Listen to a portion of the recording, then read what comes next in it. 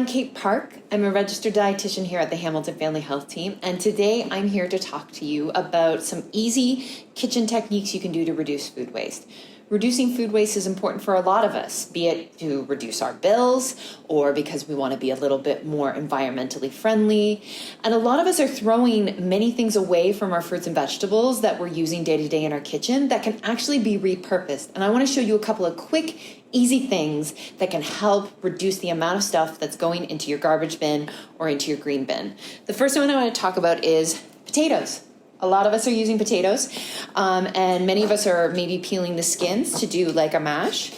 And granted, we could just throw these in the green bin, but you know what these actually turn into that's fantastic? You can actually make little potato chips out of them. So all you're gonna do is peel your potato, and I wanna stress, make sure you're using a good cutting board that is nice and stuck down. If you've got one of these great ones like I have here that has little grips on the side, wonderful. But if not, I recommend you throw a little wet paper towel down underneath your cutting board just to help it to stick. One of the most dangerous things you can do is you use a cutting board that's not sticking well to your countertop. Then things are more likely to slide, and that's how you end up accidentally cutting yourself. Even though I've been doing this for years, these things can happen. So we're gonna finish peeling our potato here, and then all you're gonna need is a little bit of oil, and I'm gonna use just a bit of salt. You could do salt and pepper, any spices you like. The sky's the limit really on what you can do to flavor your little chips. You can use any olive oil or neutral oil you like. I happen to have a little bit of canola oil available today, so that's what I'm gonna be using. New bottle, and I'm just going to add a couple teaspoons in, and then just a sprinkle of salt, and then just going to give those a quick toss. And I'm just going to show you, I've got my baking sheet here with a bit of parchment paper, and I'm just going to line these potato skins in a single row. Make sure they're not on top of each other. They need room to breathe so they get nice and crispy. And I've preheated my oven to 425, and I'm just going to stick those in there for roughly about 10-15 minutes, and you will have a delicious crispy snack you can have at the end of the day. And nothing's going in the bin. So we'll wait for those to go, and while we're waiting, I'm going to move on to another vegetable that we're commonly using, and that is our carrots and our celery and our onions. So let's start with carrots. Maybe you're chopping them up for a specific dish. If you're peeling them, the outer section, if it's a little bit rough, those may end up going into our green bin. But a lot of people will keep the skins on the carrot. Some people actually prefer the flavor. As long as you've given it a good wash, it is actually safe to eat that outer part of the carrot. But if you do choose to peel it, that's fine. But I find with a lot of people, when they start cutting their carrots, say you're doing up some, carrot coins for dinner. Well, then you end up with these extra pieces at the beginning and end that maybe are kind of an imperfect shape. And your instinct might be, well, you know what, this last little bit, I'm gonna throw it into the bin, or maybe this piece because it's not exactly the same shape. I actually encourage you to get a freezer bag and actually toss them in there. And you can do the same things with celery and onion.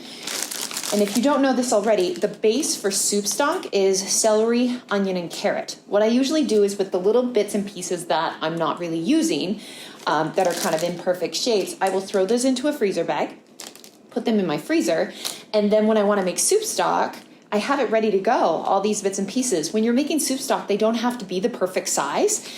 They're just gonna stew in a sauce pot with a bunch of water for almost an hour. So I can save these pieces to actually put into my saucepan. So again, don't throw those little bits out. Same thing with our celery, for example. Let me just show you. A lot of people would be tempted to maybe throw this piece out. Maybe you're doing up some celery for the kids, for lunches. And so this piece here, you're going, the kids are never going to eat that, right? So what you can do is, again, throw this into the bag and put it in the same one, because again, your stock's gonna be made from that same bit. And then the rest of it goes into the kids' lunches. Again, this piece here, maybe nobody likes to eat this part just because, I mean, it is edible, but visually it's not as interesting. Again, we're throwing it in there. So nothing is going into our green bin here. And soup stocks can be made out of a lot of different stuff. You know, these are the base ingredients, your onions, your carrots, your celery. But you can make them from a lot of other ingredients, you know, leftover peppers, throw them in. You can make some really interesting tasting stocks. Also, our onion, here's the fastest way to do an onion. Your instinct might be to peel it. Actually, put it on its side and very carefully cut it down the middle, so that you've got your base root on one end and you've kind of got the tail of the onion at the other. And then it's actually easier to get the onion peel off. And again, you're gonna think, well, onion peels, there's no way that I can use those. Wrong again. You can actually also save these for your stock bag, because onion peels will actually give your stock this beautiful, dark, rich color.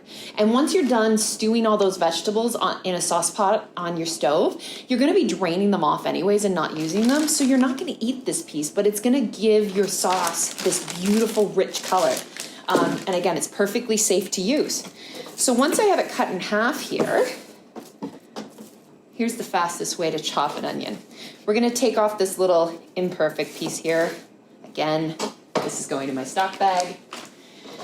And then what I'm gonna do is I'm gonna take my knife and I'm just going to cut through the onion and make little lines, but I'm not gonna go all the way to the end. I'm not gonna go to where the root is, because the root is actually gonna hold it all together for me. I find onions can be a real pain to chop, especially if you take a long time, because the warmer your onion gets, that's when those vapors happen and you start crying. But if you actually keep it together, see how it's holding together? Now I'm going to turn my knife 90 degrees and I'm just going to cut in the opposite direction. And look at that. You get a perfect diced onion that I can use for my soups, for my sauces. It all breaks apart. And then this last little bit with my root, back into the stock bag. So there you have it. We have all the ingredients to make a simple stock, and so far, very little to none of it has had to go into a green bin. A couple of other things you can do to save on waste. A lot of people love using, as another onion, these lovely green onions. Little tip, if you use the top of the onion and you save this part, you see how there's a little root here? This can actually grow you a new onion. All you need is a little jar with some water, and you're gonna place your onion in there. This one has a little bit too much, so I'm actually gonna get rid of some of our water in here. But if I place this guy in here, a whole new onion will actually grow out of the top, and I can get a second green onion without having to go back to the store. So again, another way to save, and if anything, actually double the amount of ingredients you're getting when you're shopping. Lastly, another really important one that I get a lot of people looking at is our herbs. A lot of people want to buy them because there's a recipe, but then it ends up sitting in the fridge. A couple of things. First off, take it out of the plastic bag it's in and wrap it in a moist paper towel at the base. It will actually last a lot longer that way because the plant can breathe. It's a living thing. Or, much like our green onion, I can make myself a little bouquet for the fridge. This will last much longer in your fridge than it will if it's in the plastic wrap. And then finally, at the end of the day, if this is starting to go bad, all I'm gonna do is throw it into my food processor, which I have right here. I'm gonna pour in a little bit of canola oil and I'm gonna process it down until it turns into a paste.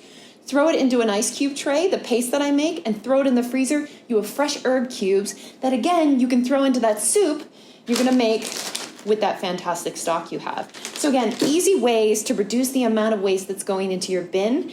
There's lots of other great tips out there. Be sure to look at charts to see how to store your ingredients properly. That's probably one of the most important things. Thank you so much for listening. Hope you had a good time. I'm gonna go have some potato chips now. Take care.